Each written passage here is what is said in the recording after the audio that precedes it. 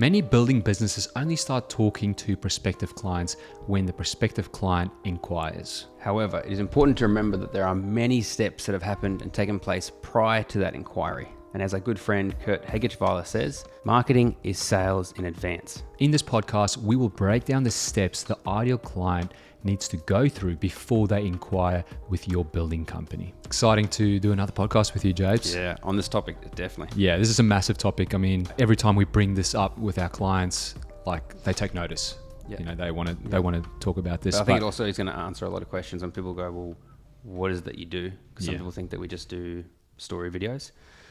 And this is going to help understand big picture what we actually help with. Yeah, and it's from the builder's client's perspective. Yeah. So that's good. Yeah.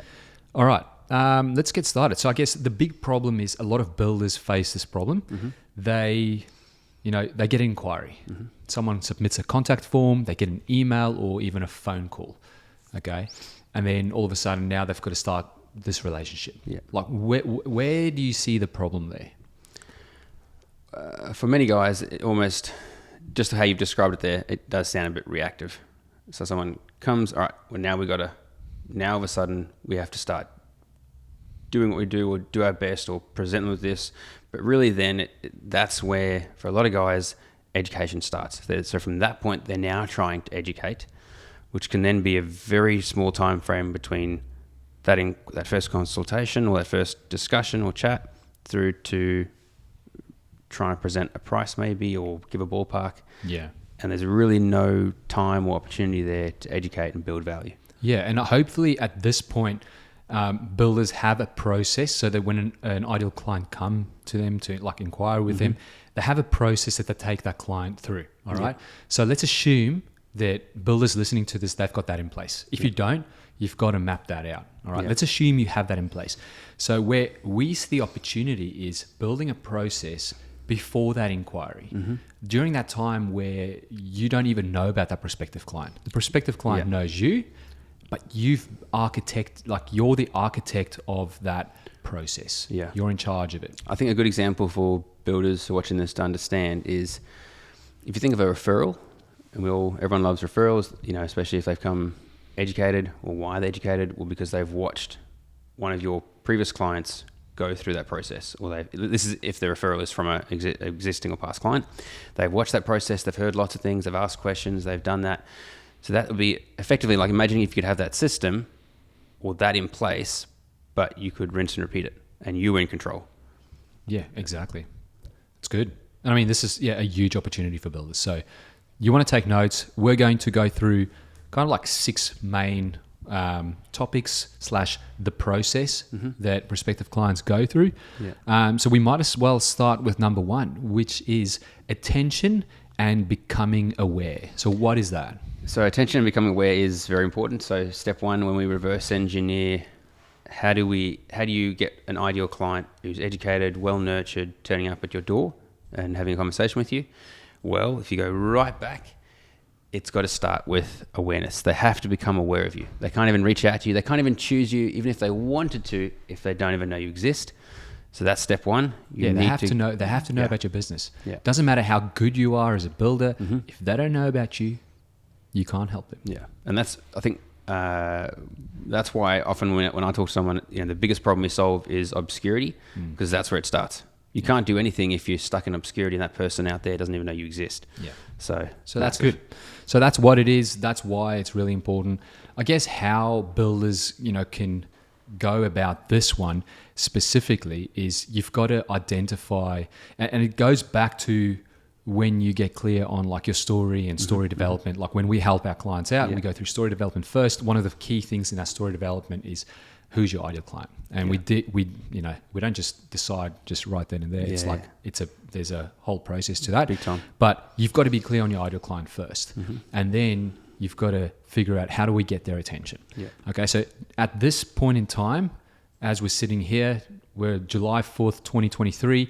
Instagram and Facebook ads, paid ads, are working amazing. All right. Still, for builders, this is where we get a lot of awareness for our builder clients. There are other avenues that you can do as well. Yeah. You can do 20 or 30 other things. This is the one that we keep coming back to. You can pay Facebook some money. They give you awareness. In short, I mean, there's a whole process to that. We manage that for our clients. It's very intricate. One thing maybe to articulate, some people are unaware of this, and that is when I'm talking to builders, they say, oh, well, we do posting or we do boosting. Yeah. Three very different things. Yeah. Posting versus boosting versus running ads. That's it. How would you define the three? Yeah, cool. To help guys understand that. I mean, yeah, there's a difference between paid ads and organic. Yeah. All right. Organic comes into play in step number 4 in this process. So we're actually going to come back to that, which is very important, but it's a great question. Do not expect traffic from your organic posting. Yes, sometimes you might get lucky. You might post an image of like a project you just finished or whatever, and the clients you built for has some influence. They then shared it, and all of a sudden you've got all this traffic to you.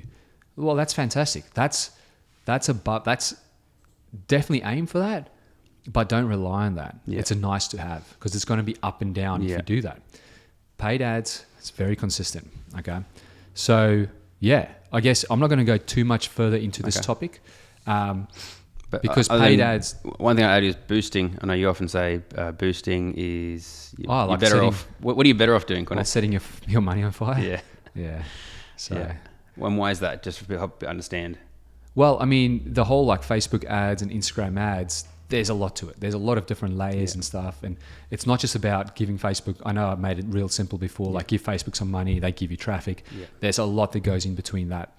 And Facebook has like done this, like they've tried to make it that easy for people to do because then they can take your money real easy. It's the easy route. Okay. And boosting, basically the targeting, everything else is not there. You can't set up different campaigns that work on other campaigns. And there's no control. Yeah, there's no control. So that's where I stand with that. It's probably like flying in a plane and just throwing some leaflets out and going, well, I hope that lands somewhere. Yeah. And I've done that. I'm guilty to this because sometimes I got lazy and I did that, like especially in the start of business, like going back. And every time I've wasted my money. And that's probably why when you start talking to builder client or prospective clients, they go, oh, I've tried Facebook and Instagram ads. Didn't work. Yeah. Well, that could be one reason why it didn't work is because you boosted it. But All right. So coming back to attention and becoming aware, huge part. We won't talk about it in today's podcast, but before that even is, like you said, getting really clear on who we're talking to because that's how it's been much easier and I think more effective to get the right attention. If you don't know whose attention you're trying to get or where they are, where they hang out, what their needs and desires are, then you're just going to be, shotgun approach. Yeah, I mean, it's not just about putting an ad up on Facebook and then it'll work. Yeah. Like there's a lot to it, and we'll go to step number 2 in a second. But it's a lot about like the messaging as well in those ads. Like, and that's why messaging and your ideal client, like they need to marry up really well. Yeah. And then we need to make sure these people see it and we get their attention. And so there's a lot of science to it. Big time. Cool. All right. What is number 2, Connor? Emotional connection. Big one. So step 1 was getting their attention. Now it's emotional connection. So we've got their attention. Now we've got to build that emotional connection. Okay. All right. So especially in this space, like builders, I mean, why do people want to build with you? It's for some sort of emotional reason. So if you can create an emotional reason, that'll just strengthen the whole relationship, and they'll see you as that expert. They'll see you as the person that's going to help them through this. So if you can build that emotional connection, it'll be a massive difference between someone that doesn't. Yeah. Okay. And if you've got that emotional connection, other things don't really matter too much that would normally matter, such as price. Yeah, plays a far less of a role once there's... And I think once there's emotional connection, that's where trust is. Trust lies heavily there, especially in, let's say, the residential, homeowner market. If I'm building my dream home, I really want to make sure this is the right decision. I really want to be able to trust the person who's going to be taking me on this journey. Exactly. So it's important that emotional... And it makes you also...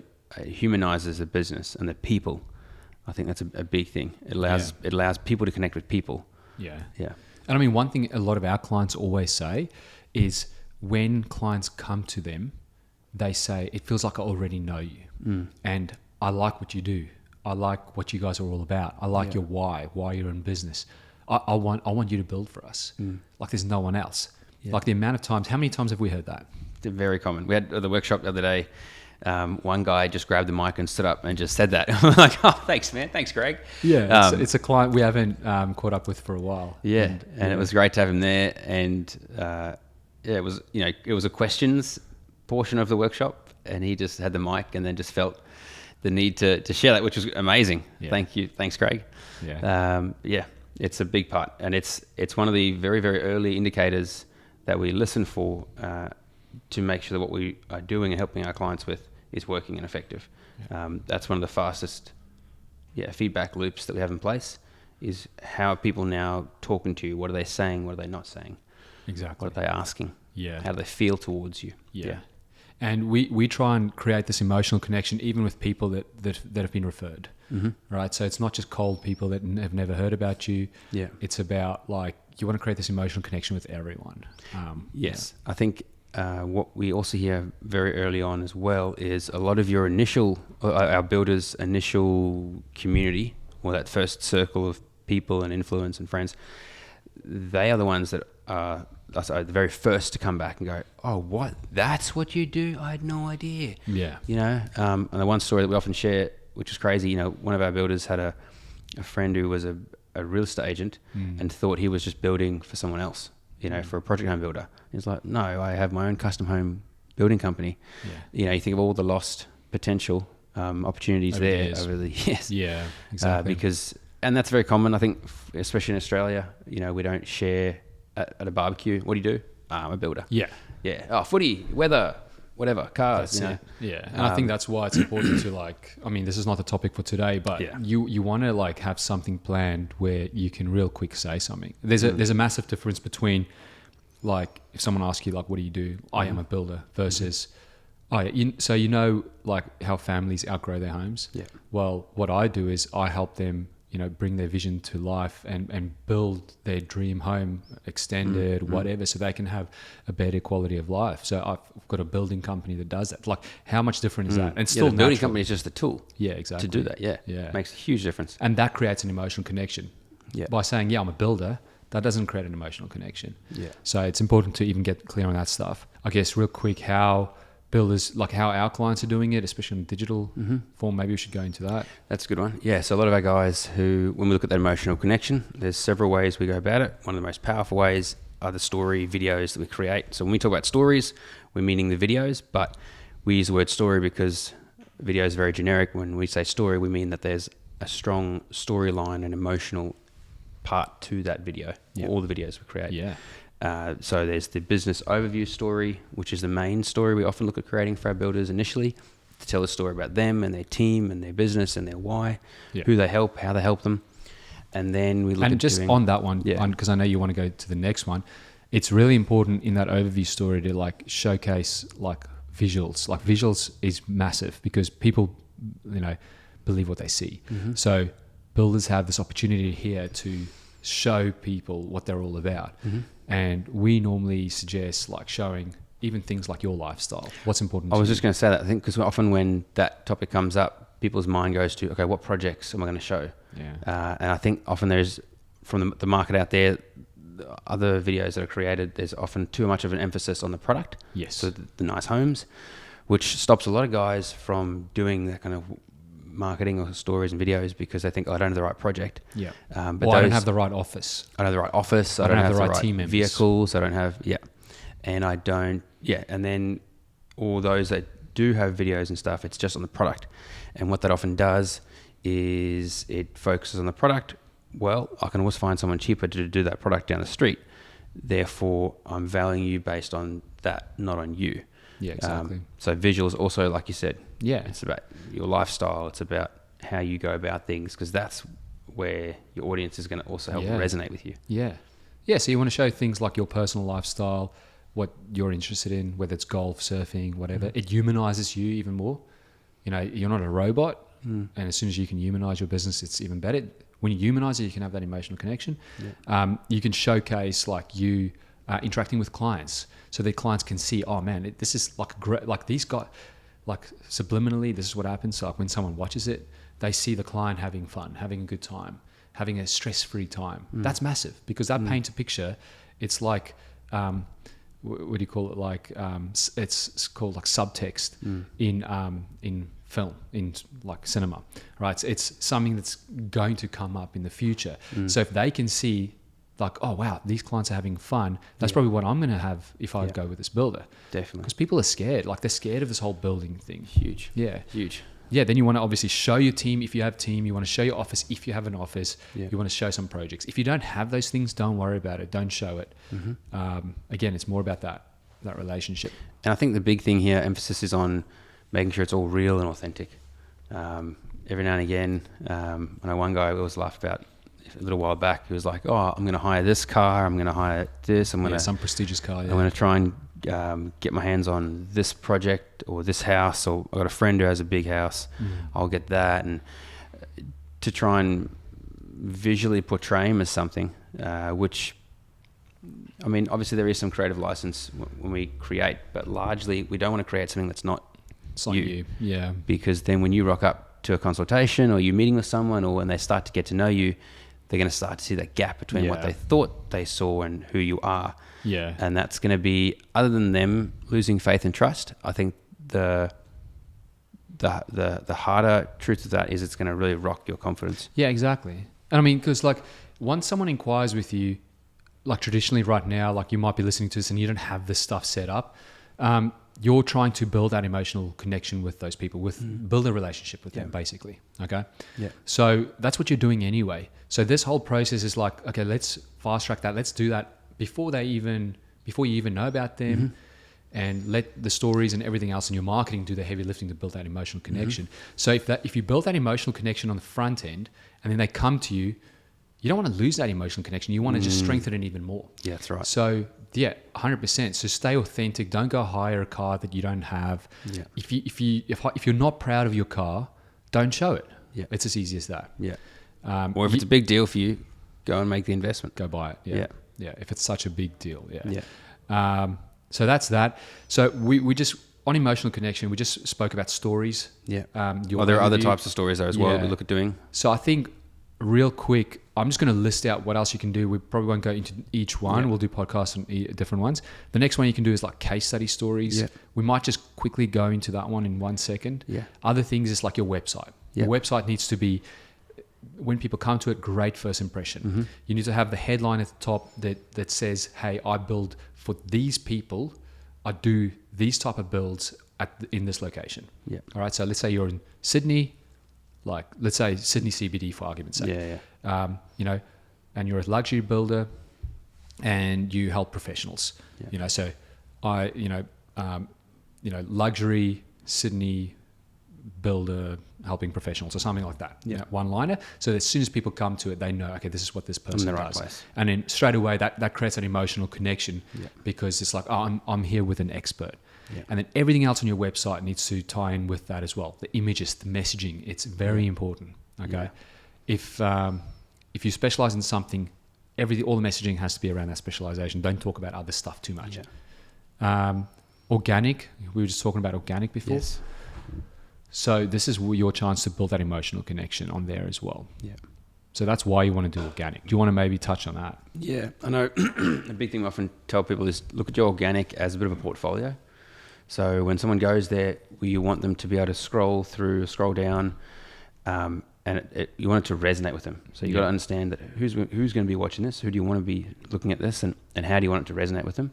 So there's the aesthetic side, So you're saying like show projects? Yeah, show projects. Yep. Even if you're showing stuff under works, that's great. But I would emphasize, like, rather than showing some timber and how you've joined it, I don't know how much relevancy that might have to the client. Rather show a smiling face of one of your workers making that or doing that. Or this might be controversial, but I'm kind of getting sick of that stuff. I'm getting sick of sites, like builders just showing sites. Like sometimes I go on builders' Instagrams and that's all they show. Why is that? Why are you getting sick of it? Well, I guess the question you've got to ask is like, why do clients get you? Like, is it is it for the actual build, for the scaffolding? To make my site look messy? Yeah. Is that what they want? It's interesting though. I know we see it a lot when builders go, I want my posts and my stuff look like this, and they show us another builder's stuff of sites and underworks, and it's like what you've just portrayed and communicated is you find that appealing because it's a builder that's really communicating a message that resonates with other builders. Yeah. Are your clients builders? Yeah. Are you trying to get other builders' attention and build that emotional connection with other builders?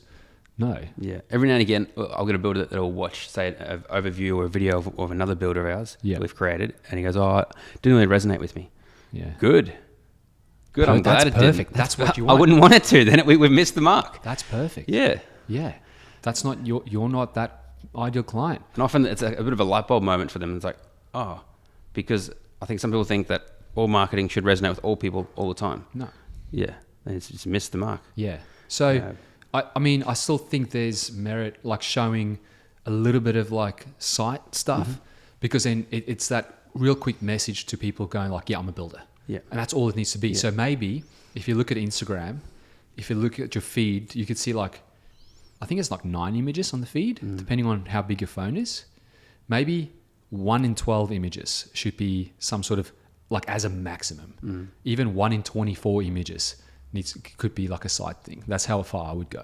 Yeah, right. I want to push it completely away. Wow. Okay. I'm sick of this because I see so many feeds. It's just site stuff. Really? Yeah. If it's just site stuff, that's terrible. Although I probably wouldn't be on the 1 in 24. I'd maybe be more 1 in 12. I think it's always got to come back to, well, why are you showing it, and making sure it's relatable. Yeah. So why do you think? Is it because what I just said before? Why do I think what? Like why should builders show a little bit of site? I think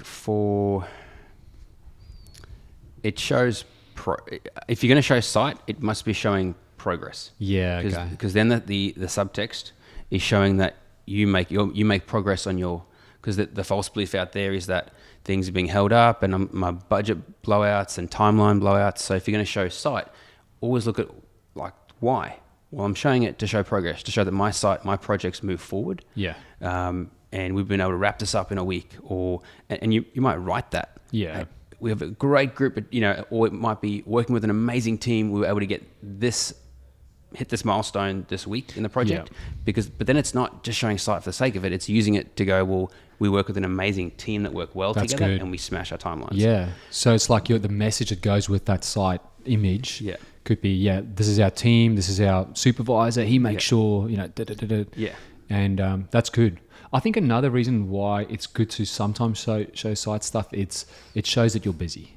Yeah, that's true. By showing you're busy means like it gives people this impression of like you're sought after, people are building with you. Yeah. So don't get me wrong, like I still think you should post maybe 1 in 12 or 1 in 10 or whatever. But don't make it your massive emphasis like we've just done in this podcast. Like we've literally just spoken about this for like 10 minutes. Yeah.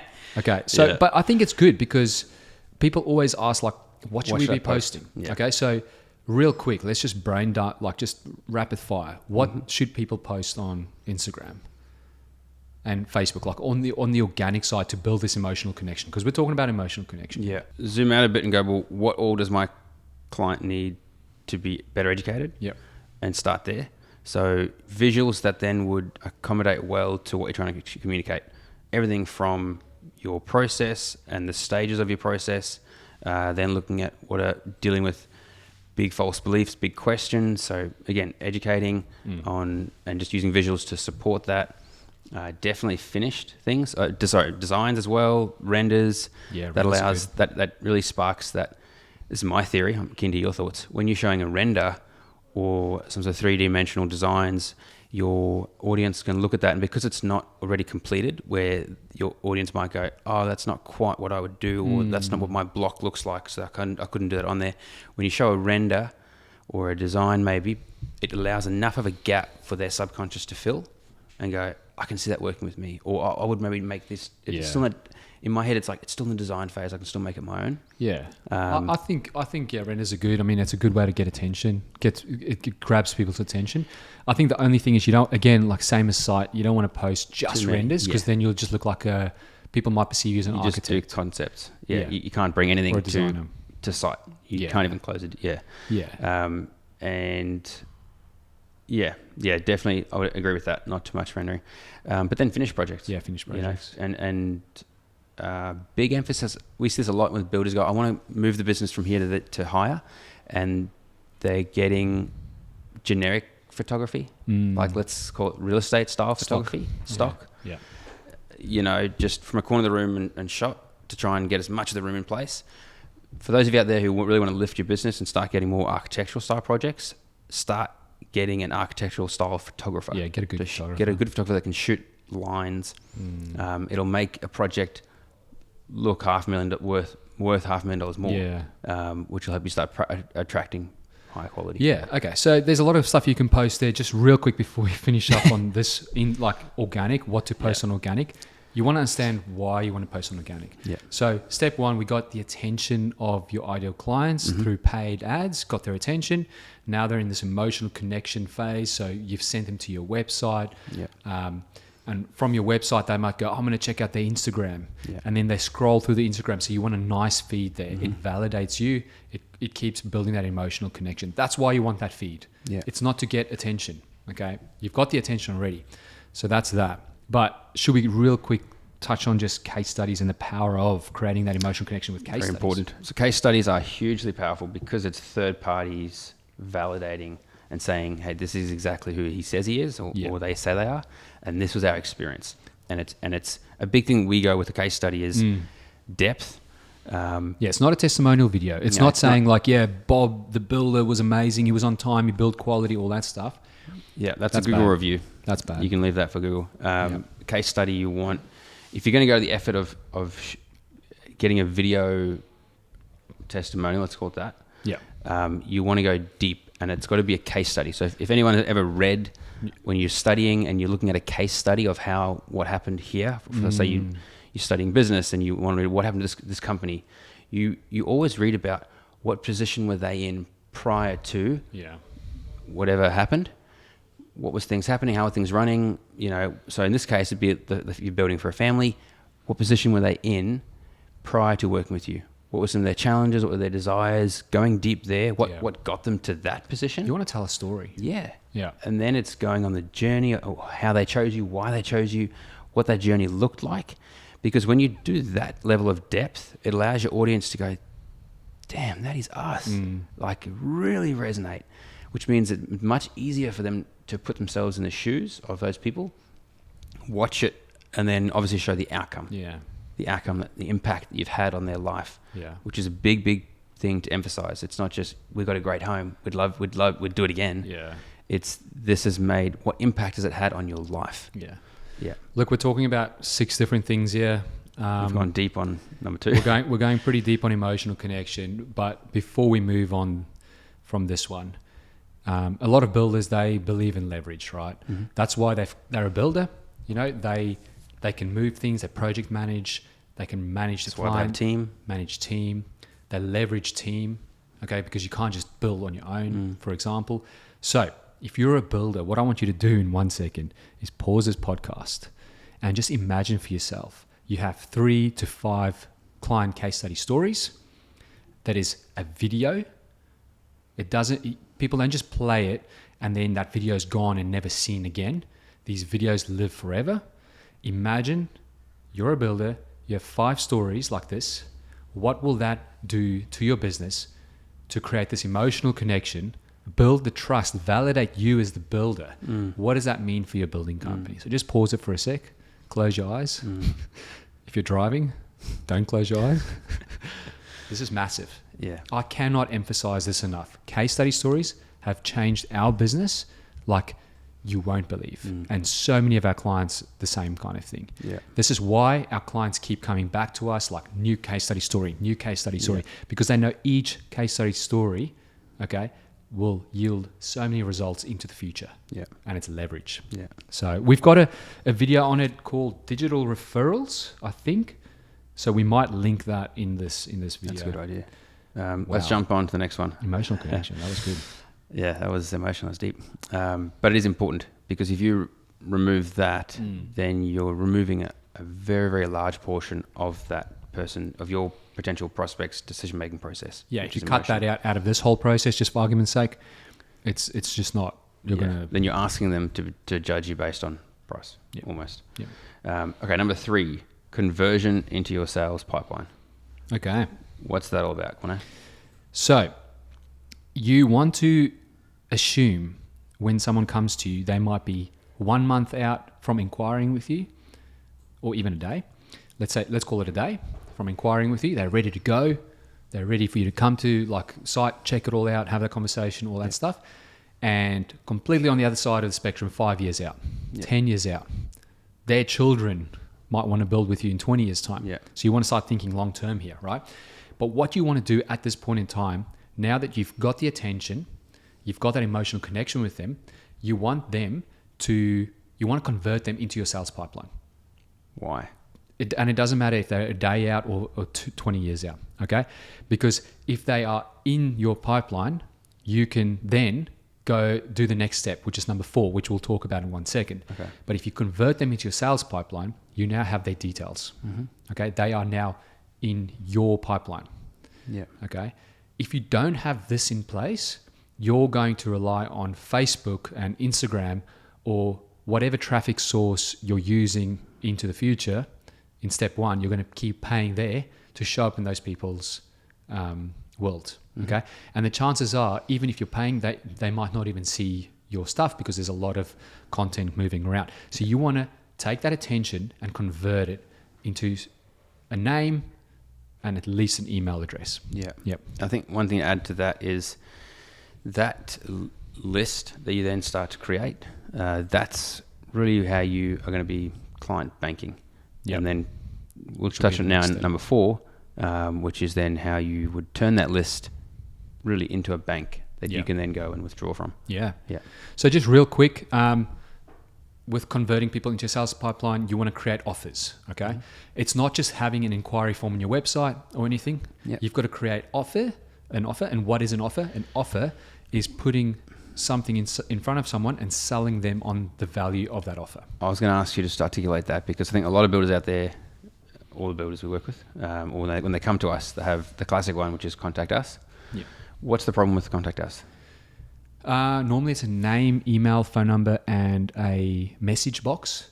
And at that point in time, people are not educated enough to ask the right questions. And they might be scared of even submitting that form because they might feel like they sound stupid, or they might submit the form and they probably say something like, "I would love to know your square meter rate." So if they don't know what to ask, they end up asking a question about numbers because everyone can count, or they don't even reach out. Due to fear. That's it. Which is a big problem. So I mean, do you think we should quickly touch on the 2 offers that we normally suggest?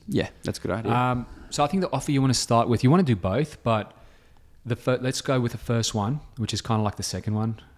But anyway, the first one is you want a consultation request kind of offer, and you want to build this offer out and basically say, hey, request consult with me, and you can decide as a builder, free or paid. We won't talk about that today. There's other podcasts about that. But as a minimum, they need to fill in a questionnaire for you. One thing I wanted to touch on there, which I was explaining to somebody else because they were trying to grasp it, this request consult. When they click that, the reason why we have it as a request consult is because that is the next logical step in someone's mind. I want to talk to someone, but I need to consult with them because I don't know what to do or what to ask, or so I need that help. I need the expert. The marketing should have positioned you as the expert, and that's why they're coming to you. But they don't click it and then have a consult. Or they don't click it and book the consult. That's the wording is to communicate one request. The builder's in position of power. He gets the choice. Which is true because the next step is once they've requested it, you get to qualify. But also it's I guess it's like psychological. I land on your website. I like what I see. I don't really know what I want, but I know I need help. What do I do? Contact us is just too big of a jump. I don't know what to ask, what to do. So then I pause. I don't do anything. But a request consult is, I would really like to have a consult. But when I click on that, I don't just go straight into Zoom calling you. Exactly. Or I don't just text me to your office, or we use that wording. To go. That's the natural next step, right? And they feel very comfortable with taking that pathway. So effectively, you're showing professionalism and you're showing a process and a clear pathway that they can follow and trust. Yeah, and that's the thing. Like when they complete the questionnaire as well, it gives you information to qualify, say yes or no, should I talk to this person or not? Yeah. But it also takes them through a psychological story journey in a way, for them to get clear in their mind as to like what they want and why they want it. Yeah. Okay. We've got podcasts on that specific topic, so check that out. But then there's the gate that then comes up once they request that is a questionnaire. Yeah, questionnaire. Yeah. But now they're in your system. Yeah. But this is the point where they start talking to you. Yeah. What about the people that are not ready? Like they're not ready Which for 95% of the market. Yeah, 3 months, 9 months, 2 years, 10 years. Yeah. All right. You want to have some sort of opt-in for information. Okay. And that opt-in for information has to be specific to a problem that your ideal client, your ideal target market has, right? That's in line with their desire, and they need to know, like, oh man, like what's the next, like, I need to know this thing. So they opt in for that information. You provide that information in the form of a ebook PDF or a video, and it's your chance to build more trust, to educate them, and you're the expert there. Okay, so they've given you their phone number and their name and email. Yeah. Some of our clients do phone number as well, but we just go phone and email as a minimum. And name and email. Yeah, name and email address. Yeah, and then in exchange, you give them that information. Yeah, that thing needs to be top notch. Yeah. Okay. Because it's a bit of it's like that first impression, or that impression has been made prior, but this is a big key part. So you want to make sure that is when they see it, it resonates. Yeah, exactly. And they want more of you. Yep, that's it. And then let's go into step 4. Let's do it. So step 4 is then nurture and build trust. Yeah, so you've got them in your pipeline now. You've converted them, whether they are ready now or in the future. Yeah. Now's your time to nurture and build trust. Now, again, that conversion is not, you haven't converted them into a deal or anything like that. You've simply converted them into someone out there, into someone who's showing interest and put their hand up and go, I do like what I see. I'm just not ready to build right now. Yep. Perfect. Yeah. Yeah. So now this is your chance to maximize and continue with that emotional connection. So you want to use your stories and so on to keep building and nurturing these clients. So use your stories, use your case study stories, put them in front of them. But there's a couple of vehicles. I might just touch on 2. Yeah, go for it. The first one is, again, paid Facebook and Instagram ads. So we don't have like right here, when people go to your website or your landing pages or even opt in or inquire, you want to keep showing up on Facebook and Instagram. And the best way to do that is to pay for it, but target those people. Okay, so you keep showing up. They'll start saying things like, man, I see you everywhere. You're everywhere. So you're reminding that person every single day about yourself, okay? Yeah. So with that one out of the way, the next one you want to do is you want to build out a nurturing campaign, okay? An automated nurturing campaign that sends emails to these people in your pipeline to further build this trust, overcome false beliefs, give them value, educate them, show your story, everything else like that. Yeah. Into like, we normally suggest like one a month, one touch point a month. Yeah. And the longer that someone can stay there and be nurtured by you, the better. I think this is a big one, a little bit of a segue. When people ask me, should I do Google ads or SEO, or I think often if there's capacity for you to do that above what we do, great, go for it. But that way of doing things often is getting someone at a point where they go, oh, cool, I Google you, I see you, and I reach out. And I'm probably going to reach out to others as well, because I'm looking at you on a shelf. Google when you're Googling builders, you're looking at them on a shelf. Yeah, it's like you go to JBI and you want to go buy a screen. You stand in front of like 20 screens. Now you're judging it based on price and maybe brightness and all that kind of stuff. Yeah. You don't have an emotional connection with anything there. All you want is a screen. Yeah. So do you want to be that builder that's just on the shelf? Price and features. Yep. Yeah. Exactly. Whereas the longer this whole system that we create gets someone into your pipeline very, very early on, sometimes before they're even really looking to make a decision, and then it nurtures and nurtures and nurtures and nurtures. Yeah. Cool. So that's the nurture and build trust stage. We can go very deep into that, but I think that's good there.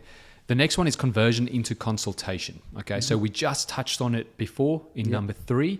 The reason why I touched on both the offers there, which is an opt-in for information early on, versus a requested consult for people that are ready right now is because you want both of those in there, because people might be ready at that stage to inquire with you. Okay. You're still going to nurture them and all that stuff. But assuming they opted in for the information, now they're in your sales pipeline, you're nurturing them.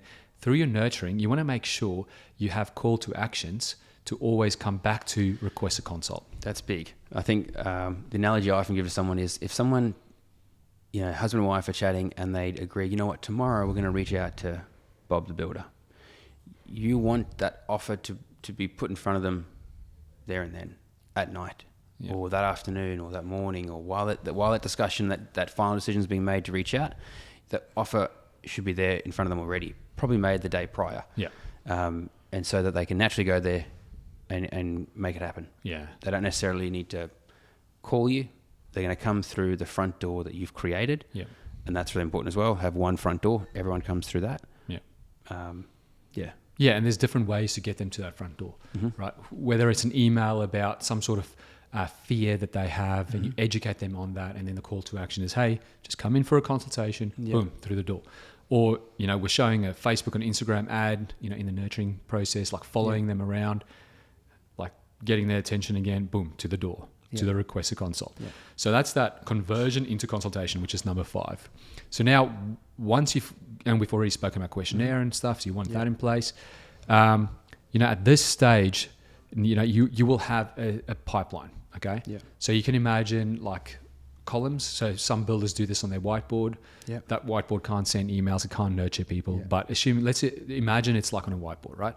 So on the very left-hand side, you've got like information opt-ins. Next one is questionnaire, like consult request, questionnaires.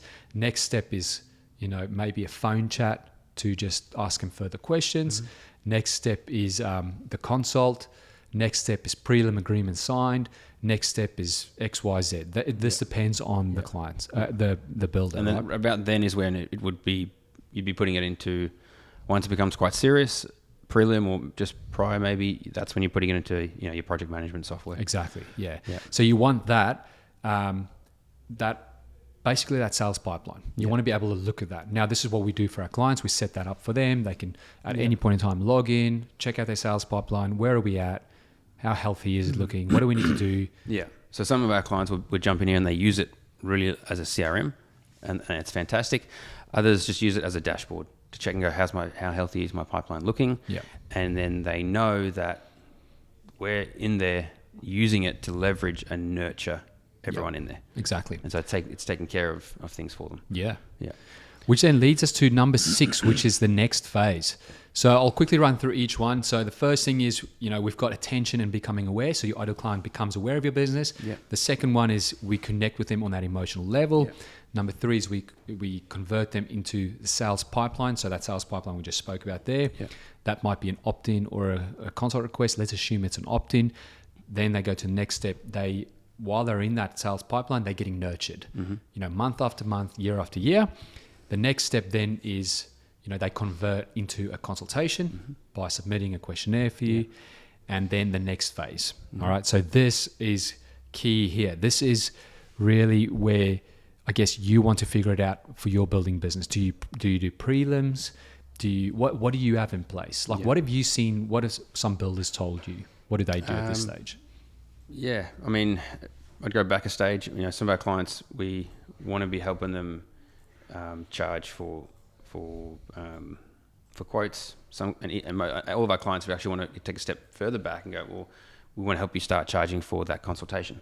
And just real quick on that note, we'll put in the description here a recent webinar we had with Richard from ProCalc. Great. So that's a great resource. If you're scared of charging for that consultation, it's like, how can I charge someone money for this consultation?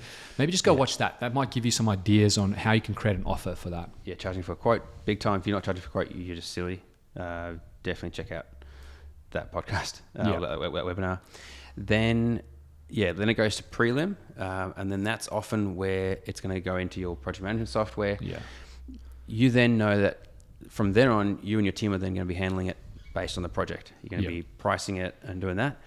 But that person still remains in the system, which means that they're still going to be nurtured and they're still going to be educated. Even if they're a client. Which is what you want. Because you can't be... This is the other funny thing. that I know we had this epiphany a little while back, which was when we talked to builders and we asked them to, describe to us your ideal client. Who they end up describing is someone who they've completed a project for, or they're busy building it for.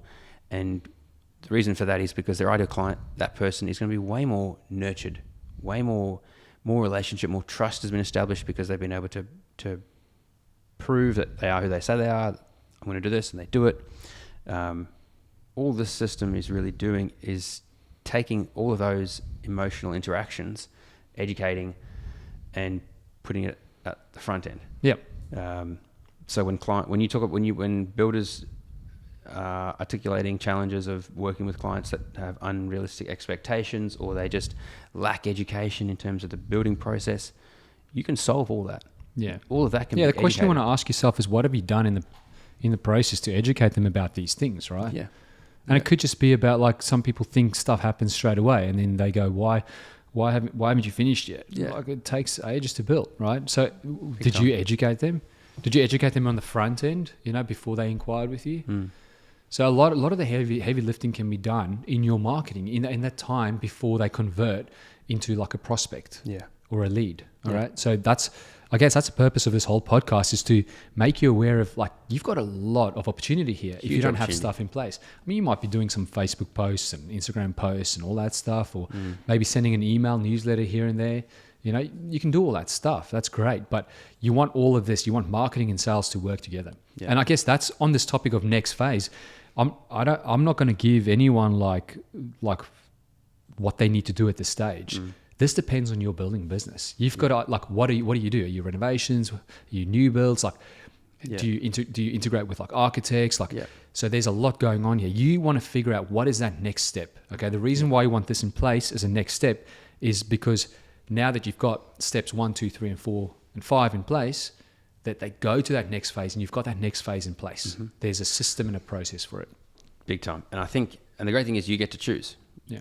Because especially with this kind of marketing, you've educated the client on what the process looks like. So when you get to, okay, what's that next phase? Well, it's based on how you want to run things. And the client will then trust and go, well, whatever you say we do, because that's what I've been seeing. That's what I've been educated on. That's what I can see is going to get me the outcome that I want. Yeah, that's good. Yeah. No, I think that's good, mate. That was a long podcast. But I think it's valuable for builders to know about this. It doesn't mean you have to do all this yourself. Yeah. Okay. This is what we specialize in. We've been doing this for builders, for quite a while now. We've obviously evolved this offering into kind of like this whole process. Yeah. But yeah, if you're a builder and you don't have much, like, you're getting inquiries, but you haven't done much at the front end to educate those inquiries before they come to you, definitely reach out to us. Just check out our website, whatever. Book a meeting with JP. Yeah. He can discuss what this looks like, show you some stuff. But yeah, this right here, I mean, this is nothing new. It's not groundbreaking.